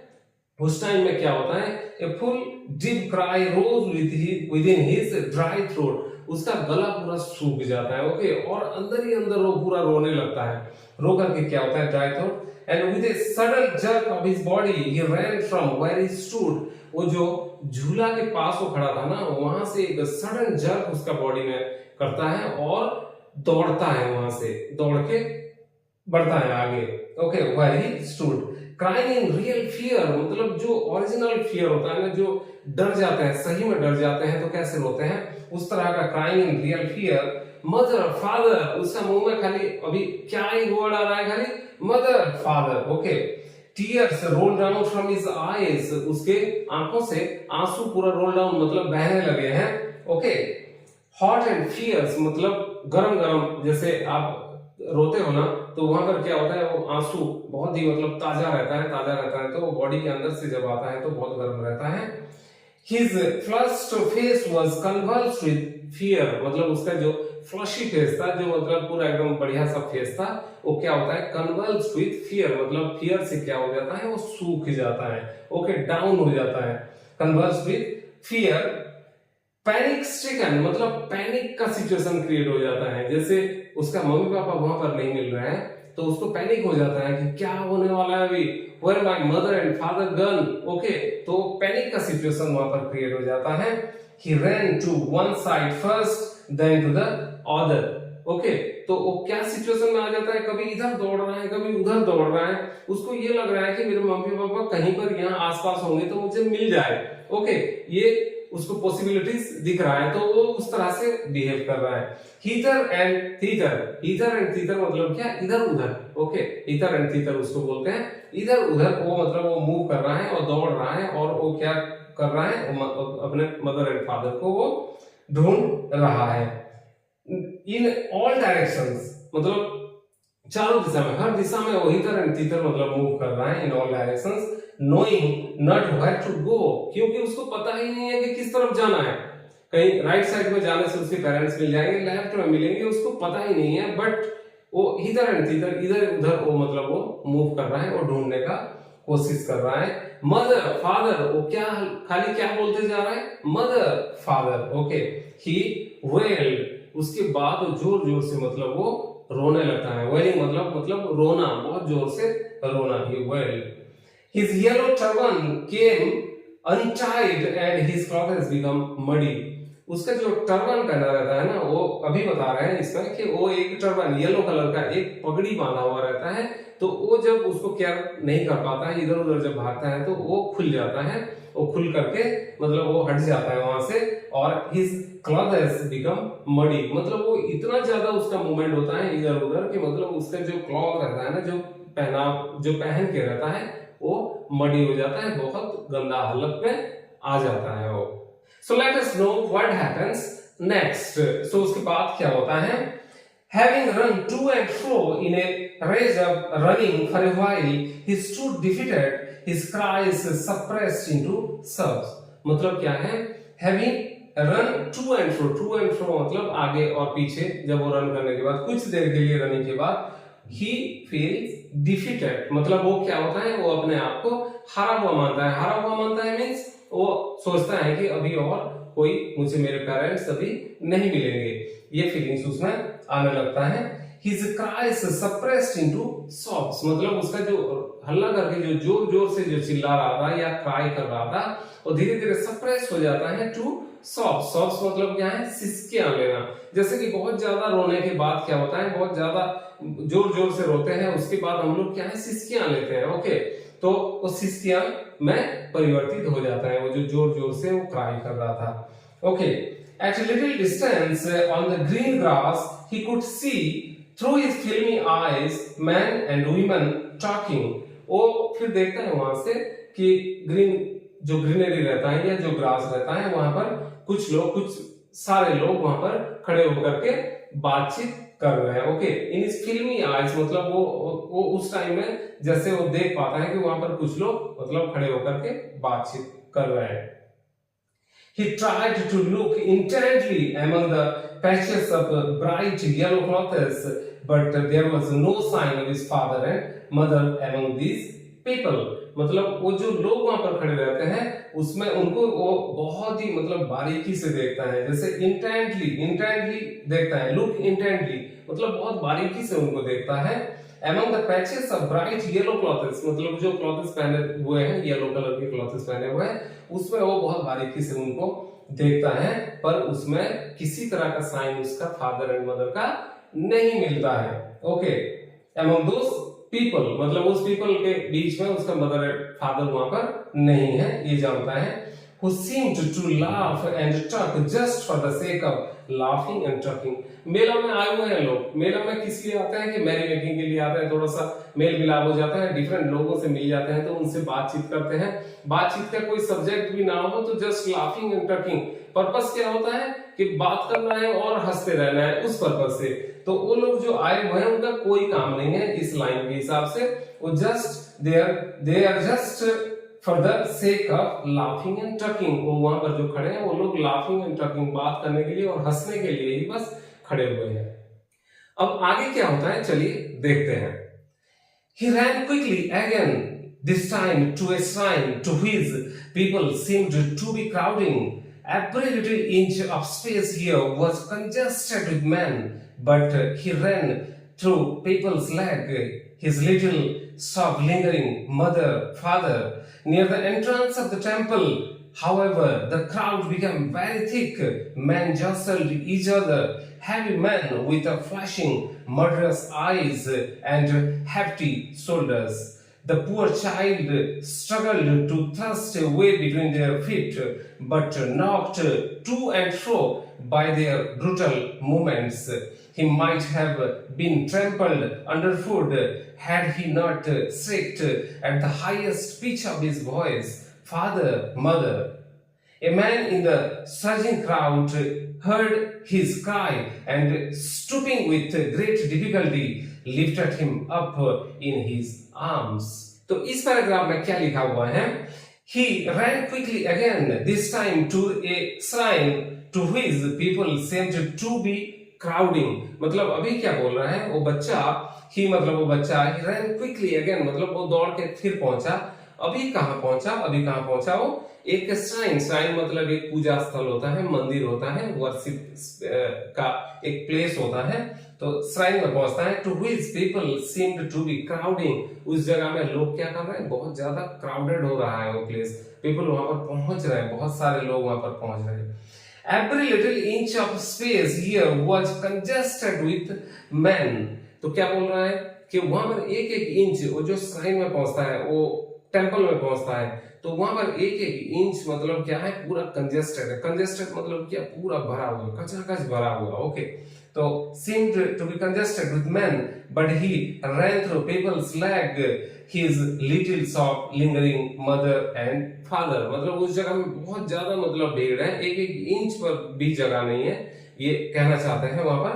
और ये क्या बोल रहा है, फिर भी वो उसमें घुसने का कोशिश करता है, क्या बोल करके, उसका soft lingering mother and father, मतलब उसका जो सॉफ्ट था ना, जो सिसकियां ले रहा था, वो सिसकियां लिंगरिंग मतलब स्टिल इज विद हिम, मतलब उसके साथ अभी भी वो सिसकियां ले रहा है, रोना बंद हो चुका है और वो सिसकियां ले रहा है। क्या बोल रहा है, मदर फादर, मतलब वो खाली क्या चिल्ला रहा है, मदर एंड फादर, मेरे पेरेंट्स कहां पर है, वो ढूंढ रहा है। Okay, near the entrance of the temple, जिस श्राइन के बारे में यहाँ पर बताते हैं, near the entrance of the temple what happens, however the crowd became very thick, मतलब और भी ज्यादा, वो एंट्रेंस में जैसे पहुंचता है वहां पर और भी ज्यादा भीड़, और भी लोग, मतलब पूरा एकदम बहुत ज्यादा लोग हैं वहां पर। The crowd became very thick, men jostled each other। jostle मतलब क्या, धक्का मुक्की करना। ओके, मेला में जाते हैं जहां पर भीड़ रहते हैं तो धक्का मुक्की रहता है। men jostled each other मतलब अपने आप को धक्का मार रहे हैं। heavy man with flashing murderous eyes and hefty shoulder। heavy man मतलब बड़े बड़े लोग हैं, ये छोटा सा बच्चा है ना, वो जब देख रहा है तो सभी बड़े बड़े लोग हैं एकदम। और क्या देखता है, heavy man with flashing murderous eyes मतलब उनका आंखों में अगर देखोगे तो उसको डर लगने लगता है। murderous eyes मतलब dangerous eyes मतलब बहुत उनको उसको डर लग रहा है। Okay, and flashing murderous eyes and hefty shoulders मतलब hefty shoulders मतलब जो बाजू बना हुआ रहता है ना, जो लोग मतलब जिम करते हैं या जो लोग अपना बाजू वगैरह बनाते हैं तो उसको क्या बोलते हैं, फ्लैशी रहता है ना, तो उसको बता रहा है हैवी नट हैप्टी शोल्डर्स, तो उनका बहुत बहुत बड़े बड़े बाजू है, वैसे लोग हैं। तो इस तरह के लोगों के बीच में वो जाने का कोशिश कर रहा है। The poor child struggle to thrust a way between their feet, but मतलब वो पुअर चाइल्ड मतलब क्या, वो लोगों के सामने ये पूरा बहुत छोटा सा है, बहुत छोटा दिख रहा है वहां पर, तो इस जगह में पुअर का यूज हुआ है वहां पर। वो गरीबी मतलब पैसे की तुलना में गरीबी नहीं है, वो उनका शरीर है ना, उसकी तुलना में उसको, पॉइंट क्या लिखे हुए हैं यहाँ पर, कवि क्या लिखे हुए हैं, उसको गरीब लिखे हुआ है। तो the poor child struggled to thrust a way between their feet, मतलब वो बच्चा क्या करता है, वो स्ट्रगल करता है बहुत ज्यादा कि उस भीड़ में से वो वहां से गुजर के जाने का कोशिश करता है। in their feet but knocked to and fro by the brutal movements, मतलब क्या, knocked to and fro मतलब वो जा रहा है तो धक्का मुक्की हो रहा है, तो आगे चला जाता है, पीछे चला जाता है। to and fro मतलब आगे पीछे होना, to and fro by their brutal movements। brutal मतलब क्या होता है, brutal मतलब harsh and rough टाइप का, जो मतलब जैसे करते हैं ना brutal movement मतलब बहुत rough movement वहां पर हो रहा है। with their brutal movement he might have been trampled underfoot, मतलब वो क्या होता, ट्रैम्पलिंग मतलब क्या है, मतलब क्या है, उसके नीचे, पैरों के नीचे वो दब जाता। ओके, पैरों के नीचे दब जाता अंडरफुट। had he not shrieked at the highest pitch of his voice, वो अगर अपना वॉइस को हाईएस्ट पिच में जाकर के वो हल्ला नहीं करता है, जोर से नहीं बोलता। श्रिक्ट मतलब क्या है, बहुत ज्यादा जोर से बोलना। ओके, श्रिक्ट अगर वो नहीं बोलता तो क्या होता, वो क्या हो जाता, उसके नीचे ट्रैम्पल्ड मतलब उसके पैर के नीचे वो ट्रैम्पल्ड हो जाता, रोंद दिया जाता। ओके, अब इस वॉइस फादर एंड मदर, वो क्या बोल रहा है बहुत जोर जोर से, father and mother. A man in the surging crowd heard his cry and stooping with great difficulty lifted him up in his arms। A man in the surging crowd, surging मतलब क्या है, बहुत ज्यादा ताकतवर, सर्जिंग मतलब भयंकर। Okay, surging crowd, उस surging crowd में एक आदमी रहता है, he heard his cry, मतलब वो बच्चे का जो रोना, वो बहुत जोर जोर से रो रहा है ना, तो उसको सुन लेता है वो सुन करके क्या करता है, cry stooping with great difficulty. Stooping means ऐसे शोल्डर को नीचे करके, मतलब नीचे होना, स्टूपिंग। स्टूपिंग मतलब हेड को डाउन करना, शोल्डर एंड बॉडी पार्ट को मतलब नीचे लेकर के। Stooping with great difficulty lifted him up in his arms. तो बच्चा को क्या करता है, नीचे झुक करके बहुत मुश्किल से, क्योंकि भीड़ बहुत जसलिंग कर रहा है, बहुत मतलब धक्का मुक्की कर रहा है, तो उसमें नीचे झुक करके उस बच्चा को उठाना मतलब बहुत डिफिकल्टी के साथ उसको वो उठा लेता है ऊपर। ऊपर उठाने के बाद अभी देखते हैं कि वो आदमी उस बच्चे के साथ क्या बिहेव करता है, क्योंकि बाहर की दुनिया में मतलब मम्मी पापा के अलावा, जैसे पेरेंट्स के अलावा कोई और एक अजनबी उस बच्चे को उठा लेता है, तो अब वो आदमी अच्छा आदमी है, बुरा आदमी है, क्या है? लेट अस गो अहेड, चलिए इसको देखते हैं नेक्स्ट पैराग्राफ में। How did you get here, child? Whose baby are you? The man asked as he steered clear of the mass. The child wept more bitterly than ever now and only cried, I want my mother, I want my father. इस paragraph में क्या बोल रहा है? How did you get here, child? अभी वो जो आदमी को ये बच्चा मतलब मिलता है, जो आदमी उसको लिफ्ट कर लेता है, बहुत मुश्किल से नीचे से लिफ्ट करता है, वो क्या पूछ रहा है वो चाइल्ड को? How did you get here child, मतलब यहाँ तुम कैसे पहुंचे? And whose baby are you, तुम किसके बच्चे हो, बोल करके वो पूछ रहे हैं। The man asked as he steered clear of the mass. अभी बच्चे को उठाते ही वो पहले चारों तरफ एक बार ढूंढ लेते हैं। हम भी ऐसे करते हैं, कोई भी अजनबी अगर कोई मिल जाता है हमको, तो एक बार चारों तरफ देखते हैं कि whether anybody is available here और देयर नियर बाय। हमारा कहीं पर कोई नजदीक में कहीं पर अगर कोई है तो उसको देख लेंगे, क्योंकि वो लिफ्ट कर लिए हैं। तो steer clear of the mass मतलब इधर उधर सब चारों तरफ ऐसे नजर मार के देखने के बाद वो पूछते हैं। The child wept more bitterly than ever now and only cried, मतलब अभी वो बच्चा और रोने लगा है। ऐसे ही होता है, जैसे ही हमको कोई आदमी जब मिल जाता है, हम दुख में रहते हैं और वो हमारा थोड़ा सा दुख के लिए अगर वो कुछ पूछ लेता है, तो हम क्या करते हैं, और ज्यादा भावुक हो जाते हैं, तो बच्चे और ज्यादा रोने लगते हैं। ओके, और ज्यादा रोने लगा, क्या बोल करके? आई want my mother, I want my father. उसका मुंह में खाली यही था, उसका जुबान में खाली यही था, I want my mother, I want my father. Okay, so let us go to the next para. The man tried to soothe him by taking him to the roundabout. Will you have a ride on the horse? He gently asked as he approached the ring. The child's throat tore into 1,000 shrill sobs and he only shouted, I want my mother, I want my father.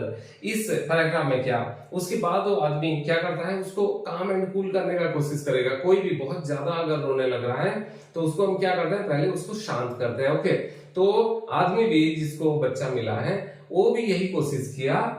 Then the man tried to soothe him by taking him to the roundabout. राउंडाबाउट मतलब जो राउंडाबाउट में last time वो देखा था बच्चा, और वहां से उसके मदर फादर उससे अलग हो गए थे, उसी राउंडाबाउट पर पहुंचता है आदमी इस बच्चे को लेकर के।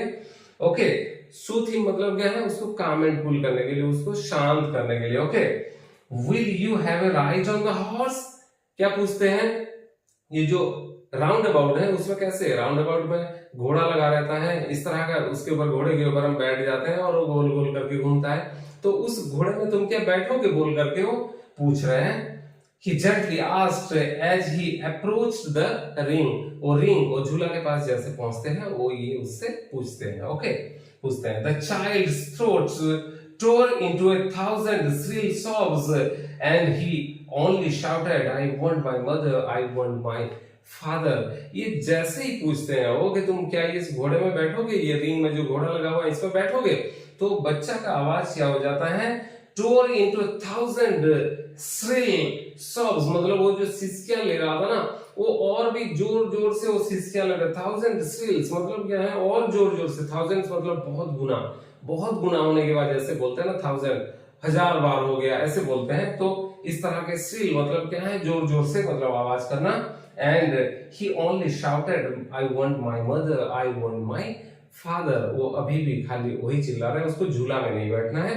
वो पहले झूला में बैठने के लिए अपने मदर फादर के पास अभी वो जिद करने लगा था, बोलने ही वाला था और वहां से उसका मदर फादर वहां से मतलब उससे दूर हो गए थे या गुम हो गए थे वो लोग। और अभी उसी झूला के पास जब जाकर के वो इंसान पहुंचता है और बोलता है क्या इसमें बैठना चाहते हो, अभी उसको कोई इंटरेस्ट नहीं है वो झूला में। वो क्या बोल रहा है, I want my father, I want my mother. So let us go to the next paragraph. The man headed towards the place where the snake charmer still played on the flute to the swaying cobra. Listen to that nice music, child, he pleaded, but the child shut his ears with his fingers and shouted his double-pitched strain. I want my mother, I want my father. इसमें क्या होता है, जब वो उस swing जो झूला था, झूला के बाद वो क्या देखता है, the man headed towards the place where the snake charmer still played on the flute to the swaying cobra. एक कोबरा जैसे swaying कर रहा था, मतलब हिल रहा था, उस कोबरा के पास जो स्नेक चार्मर क्या कर रहा था, एक फ्लूट बजा रहा था, उस जगह में पहुंचता है जिस जगह में ये बच्चा अपने मदर एंड फादर के साथ पहले पहुंचा था। और वो उसका जो स्वीट आवाज है ना वो फ्लूट का, उसको सुनना चाहता था। उस प्लेस में वो अजनबी आदमी उसको लेकर के पहुंचता है और क्या बोलता है, द मैन पहुंचता है वहां पर, where the snake charmer played the flute to the swaying cobra. Listen to that nice music, child. बोलता है क्या बच्चा, उस nice music को सुनो, ये बोलता है।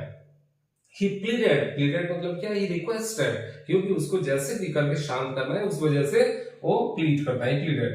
But the child shut his ears with his finger and shouted his double-pitched strain, I want my mother and I want my father. अब जैसे ये बोलता है, ये मधुर आवाज जो है ना, ये म्यूजिक को सुनो बच्चा, तो क्या करता है बच्चा, अपने दोनों हाथों से कान को बंद कर देता है और क्या करता है, डबल पिच्ड स्ट्रेन मतलब क्या, बहुत ताकत लगा करके वो क्या करता है, बहुत ताकत लगा के बोलता है, I want my mother, I want my father. Okay, so इतना कहने के बाद, I want my mother, I want my father, the man took him near the balloons, thinking the bright color of the balloons would distract the child's attention and quieten him.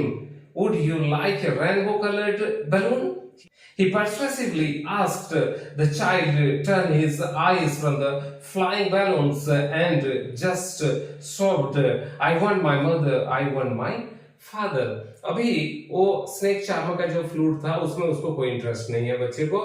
जिस आवाज पर उसको पहले बहुत ज्यादा इंटरेस्ट था, अभी क्या हो रहा है, उस बच्चे को कोई इंटरेस्ट नहीं है, वो अपना कान को बंद कर देता है। उसके आगे the man took him near the balloons.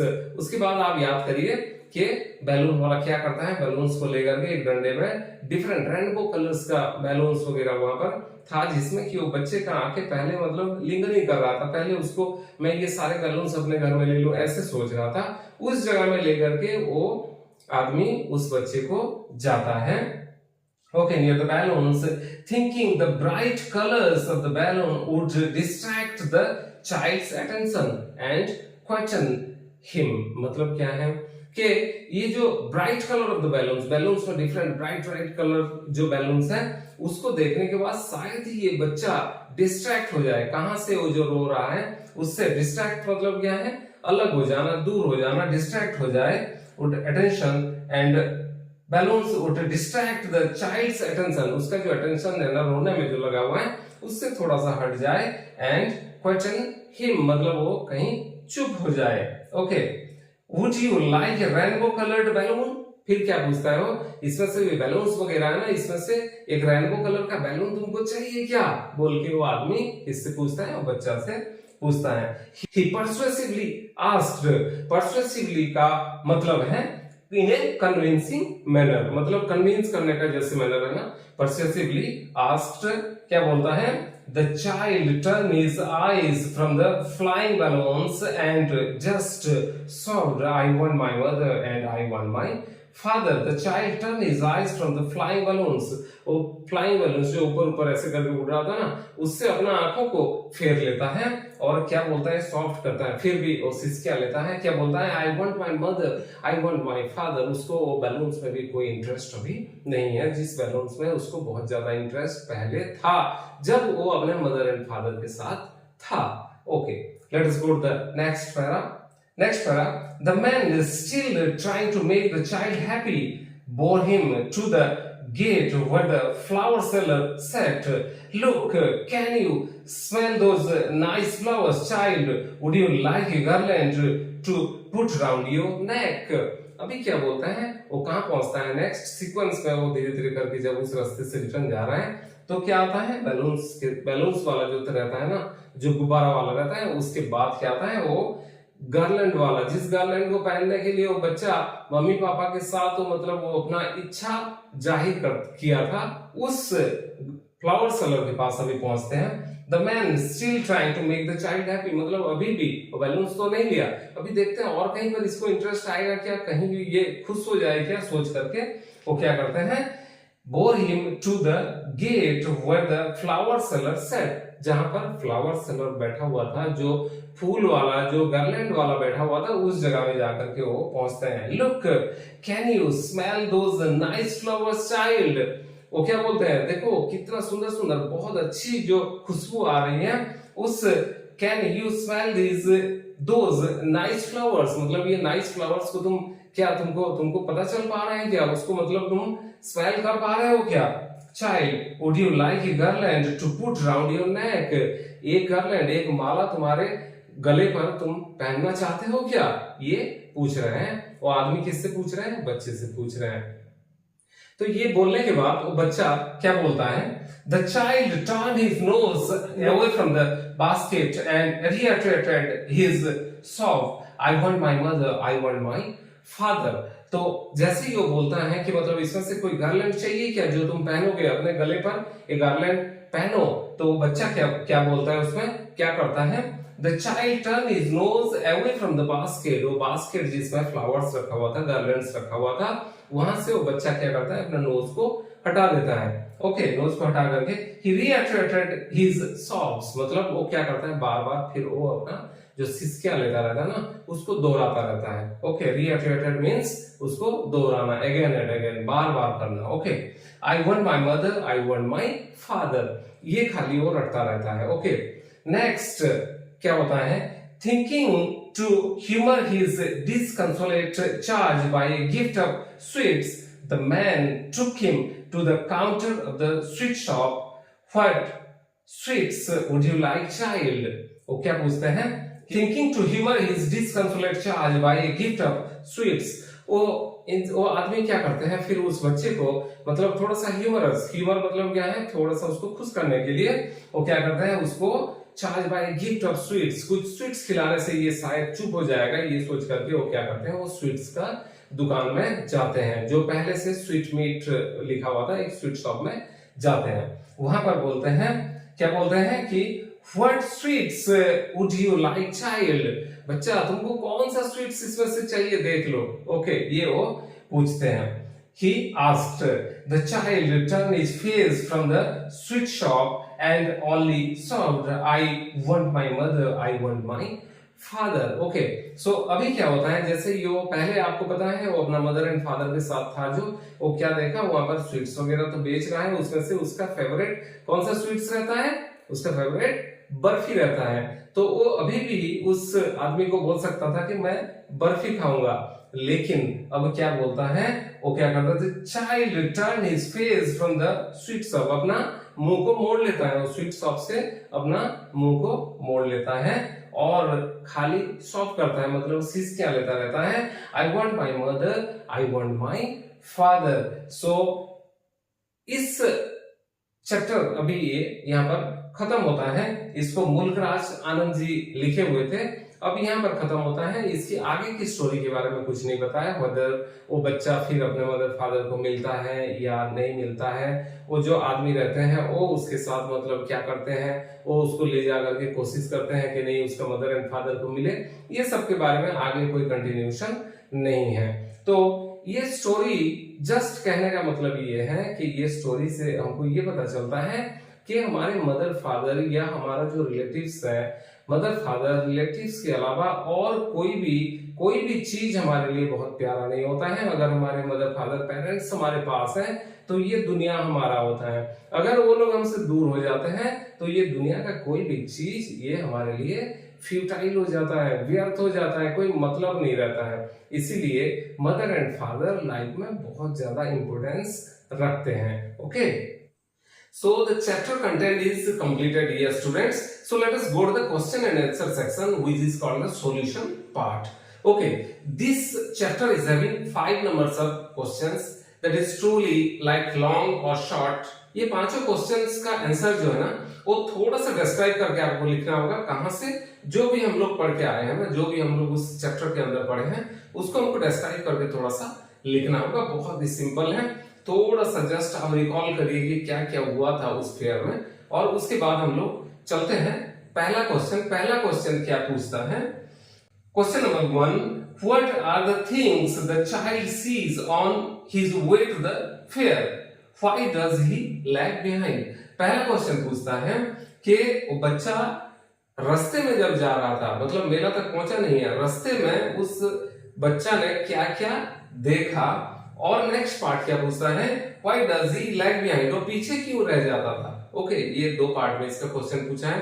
तो हमको लोग रिकॉल करते हैं कि क्या क्या वो रास्ते में देखा हुआ था, क्या क्या देखा हुआ था रास्ते में। So let us go to the answer part now. The child sees toys, a flowering mustard field, dragonflies, butterflies, dogs, a huge crowd of people entering the fair।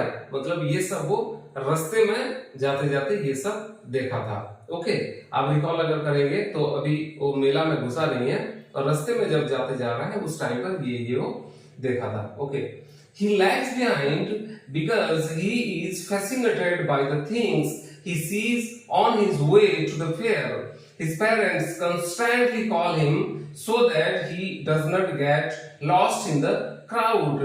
He would stop at the shops with a wish to buy them, and sometimes would be amazed at the beauty of nature। That's why he lagged behind। अभी इसमें वो lag behind क्यों हो जाता था, अपने parents से वो पीछे क्यों रह जाता था, उस बारे में पूछा हुआ है। तो क्यों रह जाता था, he lags behind because he is fascinated by the things he sees on the way। रास्ते में जो सारी चीजें वो देखते जा रहा है ना, उसके तरफ वो अट्रैक्टेड हो जा रहा है, फैसिनेटेड होते जा रहा है। Okay, on the way to the fair, his parents constantly call him so that he does not get lost in the crowd। जो बहुत ह्यूज क्राउड है, लोग जा रहे हैं मेला में, तो कहीं गुम ना हो जाए, उसके पेरेंट्स उसी वजह से उसको बुला रहे हैं, कंस्टेंटली उसको बुलाते रहते हैं। He would stop at the shops with a wish to buy them।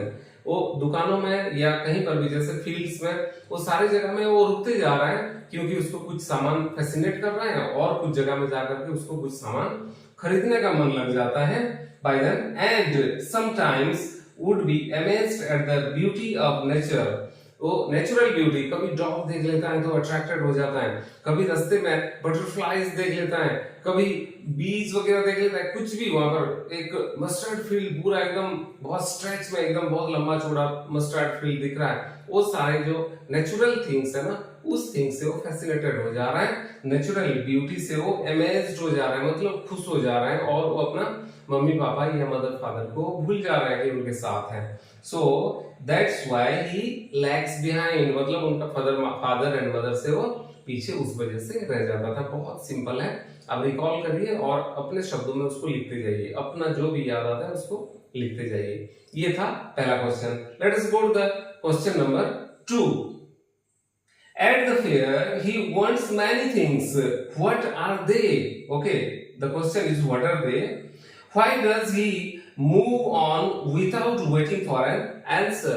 क्या पूछ रहा है अभी कि सेकंड क्वेश्चन पूछता है कि एट द फेयर, मतलब अभी फेयर में एंटर कर गया। इससे पहले वाला क्वेश्चन क्या था, on the way to the fair. Okay, so उसको आप देखिए, ये दोनों को मिक्स नहीं कर देंगे, on the way to the fair and in the fair. Okay, ये दोनों फेयर के अंदर वो क्या क्या देखा उस बारे में इसमें पूछ रहा है।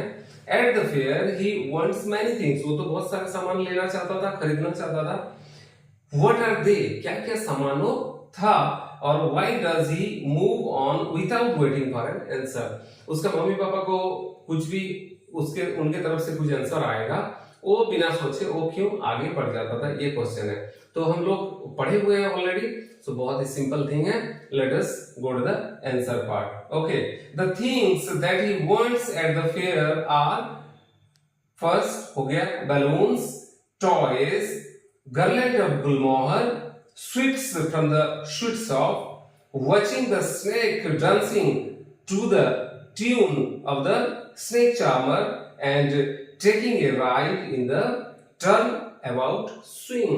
ये सब चीजों को मतलब वो मेला में देखा था। क्या क्या देखा था? बैलून्स देखा, टॉयज वगैरह खरीदने के लिए वो चाहा था, गर्लैंड्स गुलमोहर फ्लावर का जो माला बना हुआ था उसको लेना चाह रहा था, स्वीट्स को कहा लेना चाहता था, उसमें उसका फेवरेट स्वीट्स क्या था? स्वीट क्या था? वो था बर्फी, वो खरीदना चाहता था, खाना चाहता था। वॉचिंग द स्नेक, वो स्नेक का जो डांस है ना, जो फ्लूट बजा रहा है वो स्नेक चार्मर, तो उसका वो आवाज सुनना चाहता था और उसका स्नेक का डांसिंग देखना चाहता था। And taking a ride in the round about swing, वो क्या चाहता था? एट लास्ट उसका फादर मदर उससे जब गुम हो जाते हैं या वो गुम हो जाते हैं, उनसे अलग हो जाते हैं, उस टाइम पर वो क्या चाह रहा था कि वो राउंड अबाउट में एक स्विंग करेगा, यही बोला था। तो ये सारी चीजें हैं। So the next part of the question is, why does he move without waiting for an answer? तो वो क्यों मूव कर जाता था? तो मेला में जब भी उसने किसी जगह में जाकर के रुका या कहीं पर भी रुक करके कुछ देखने का कोशिश किया, तो उसके फादर एंड मदर क्या करते थे? उसको कॉल देते थे, कम चाइल्ड कम, मतलब वो क्या है वहां पर देखने भी नहीं देते थे और रुकने भी नहीं देते थे। तो उसका सेकंड पार्ट क्या है? वो जानता था कि उसका पेरेंट्स उसके लिए ये सारे सामान खरीद के नहीं देंगे। तो उसको कैसे लिखेंगे हम लोग कि he moves on without waiting for an answer because whenever he stops to see things at the fair, his parents were giving a call to him, come child come, and he knows that his parents will never allow to buy all that things for him. So ये उसका answer है। Let us go to the third question now. Question number 3 is asking, when does he realize that he has lost his way? How have his anxiety and insecurity been described? क्या पूछ रहा है? पहला part में पूछ रहा है कि उसको कब रियलाइज हुआ कि वो गुम हो गया है। ओके, पहला पार्ट है। सेकंड पार्ट है, how have his anxiety and insecurity been described? जो उसको लिखे हैं वो किस तरह से उसका एंजाइटी एंड इनसिक्योरिटी, जब उसका मदर फादर उनसे दूर हो गया है और गुम हो गया है मेला में, इतना बड़ी मेला है वहां पर लगा हुआ है, तो वो उसका एंजाइटी एंड इनसिक्योरिटी में वो कैसे मतलब वो फील कर रहा है, उसको किस तरह से डिस्क्राइब किया हुआ है बोल करके ये पूछ रहा है। तो फर्स्ट जो पार्ट है उसको पहले हम लोग जान लेते हैं। उसमें क्या बोला है? When does he realize that he has lost his way? वो कब उसको पता चलता है? जब वो स्विंग में बोलता है, जब बोल्ड एक डिसीजन लेता है कि नहीं फादर एंड मदर मुझे इस झूला में चढ़ना है। अभी तक तो छोड़ देता था सारी चीजें, वो उसका फादर मदर जब बुलाते थे उनके पीछे वो आ जाता था, लेकिन इस बार वो एक बोल्ड डिसीजन लिया था, बोला कि नहीं फादर मदर मुझे इसमें चढ़ना है बोल करके जैसे वो पीछे टर्न करता है तो देखता है तो उसका पेरेंट्स वहां पर अवेलेबल नहीं है। तो उसके बाद उसको लगता है कि नहीं मैं तो गुम हो गया हूं। तो उसको कैसे लिखेंगे? When he saw the roundabout in a full swing, he made a bold request to his parents to take a ride on it, but there was no reply. When he turned to look at his parents, there was no one. That is when he realized that he has lost his way. Okay, ये part हम लोग मतलब discuss कर चुके हैं। अभी let us go to the second part of the question. Second part क्या कहता है? How have his anxiety and insecurity been described? उसका anxiety और insecurity को कैसे describe किया हुआ है? बहुत सुंदर तरीके से लिखे हुए हैं इसमें। कैसे? His anxiety and insecurity have been described in a very heartwarming way. When he realized that he has lost his way, a deep cry rises within his dry throat, and with a sudden jerk of his body, he turned from where he stood. His face is convulsed with fear, and his eyes are full of hot and fierce tears. Okay, he runs in search of his parents in all directions, crying, "Mother, Father."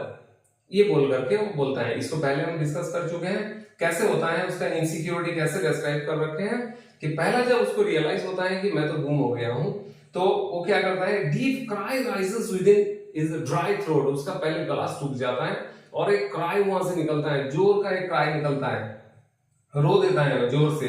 And with in A sudden jerk, उसका body में एक jerk, मतलब एक जो हम लोग पढ़े हुए हैं उसको याद करिए, एक जर्क करके वो क्या करता है, वहां से सडन एक मूव करता है।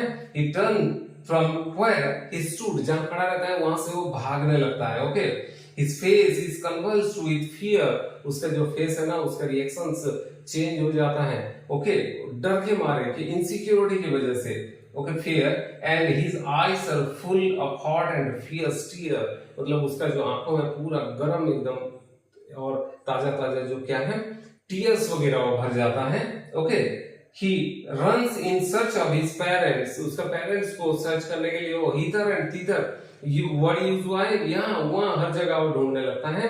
क्या बोल करके, फादर मदर, मतलब कहाँ गए पेरेंट्स, कहाँ गए बोल के वो जोर जोर से बोल करके वो बोलता है। तो इसको बहुत सुंदर तरीके से इसमें डिस्क्राइब कर रखे हैं। सो इसको आप लिख दीजिए। Next, let us go to the next question. Next question says, why does the lost child lose interest in the things that he had wanted earlier? earlier मतलब पहले जो सब सामान खरीदने के लिए वो चाह रहा था, उसका पेरेंट्स को रिक्वेस्ट कर रहा था, वो सारे सामान से उसका इंटरेस्ट कैसे हट गया, ये क्वेश्चन पूछ रहा है। कैसे हट गया? जब उसका फादर एंड मदर, जब उसका पेरेंट्स उससे दूर हो गए, वो मेला में गुम हो गया, तो उसके बाद उसका इंटरेस्ट सारे चला गया। तो उसको कैसे हम लोग लिखेंगे क्वेश्चन, उसका आंसर पार्ट में कैसे लिखेंगे? The lost child loses interest in the things that he had wanted earlier because the only thing that he wants at that moment is his parents. He is panic stricken and he just wanted to be united with them again. किनके साथ United होना चाहता है? वो क्या चाह रहा है? उसका पेरेंट्स के साथ और फिर यूनाइटेड होना चाहता है। अभी वो पैनिक में है, पैनिक स्ट्रिकन मतलब पहले भी पढ़े हुए हम लोग, वो पैनिक में है, डर गया है, उसका थ्रोट्स वगैरह सूख गया है, उसका आंखों में गरम गरम सा मतलब ये टीयर्स वगैरह भर गया है। तो अभी उसका इंटरेस्ट और वो सामान में नहीं है जो सामान में वो पहले इंटरेस्ट दिखा रहा था। अभी वो क्या चाहता है? ओनली अपना पेरेंट्स को मिलना चाहता है, उनसे यूनाइट होना चाहता है। तो ये क्या है? ये सबसे अच्छा आंसर है इसके लिए। Let us go to question number 5 which is the last question in this chapter. Okay, question number 5 is asking, what do you think happens in the end? does the child find his parents? इसमें ये आपका मतलब आप क्या क्या imagine कर पा रहे हो इसके बाद। जैसे वो चाइल्ड लॉस्ट हो गया है, उसको एक अजनबी आदमी मिलता है, वो जाकर के डिफरेंट जगह में पूछता है ये चाहिए क्या, वो चाहिए क्या, जो सारे सामान में पहले से उसको इंटरेस्ट था वो सारे सामान, लेकिन वो अभी इंटरेस्ट नहीं दिखा रहा है। अब ये पूछ रहा है, ये आपका मतलब जस्ट आपका अंदर से ये जानना चाहता है ये क्वेश्चन में, कहीं पर आपको बुक में नहीं मिलेगा, कहीं लिखा भी ये नहीं है। आपको जस्ट इमेजिन करना है कि लास्ट में क्या हुआ होगा। क्या वो बच्चा उसके पेरेंट्स को मिल गए होंगे, या वो जो आदमी था, जो आदमी उसको मतलब लेकर के हर जगह में घुमाया लास्ट में, जो अजनबी आदमी, वो कोई अच्छा आदमी था या कोई बुरा आदमी था, उसके साथ कैसे बर्ताव किया उसने, लास्ट में वो जाकर के अपना पेरेंट्स को हैंडओवर किया। क्या आप सोच सकते हैं उस बारे में? क्या पॉजिटिव थर्ड एक लेकर के आप आ सकते हैं? कभी भी इस तरह का आंसर्स में नेगेटिव साइड में नहीं जाना कि ये ऐसे हो गया होगा, वो गुम हो गया होगा, वो उसके साथ ऐसे इल ट्रीट किया होगा। No, you just think about the positive side of the story. So let us go to the answer. आप इसको लिख सकते हैं और भी आप इमेजिन करके कुछ भी लिख सकते हैं, लेकिन अभी फिलहाल मैं आपको ये आंसर सजेस्ट करूंगा। While he was lost, his parents would also have searched for him when they would have realized that he is not with them. The gentleman who was trying to console the child would have also asked for the description of his parents and would have looked around for them. Finally, the child would have been united with his parents with everyone's collective efforts. तो सभी का collective effort से मतलब वहां पर क्या होता है, मेला में कभी कभी हम जाते हैं तो वहां पर माइक सेट भी लगा रहता है, तो अजनबी आदमी जाकर के वहां पर पहुंचा होगा, पब्लिक अनाउंसमेंट सिस्टम रहता है, वहां जाके भी लेकर के गया होगा।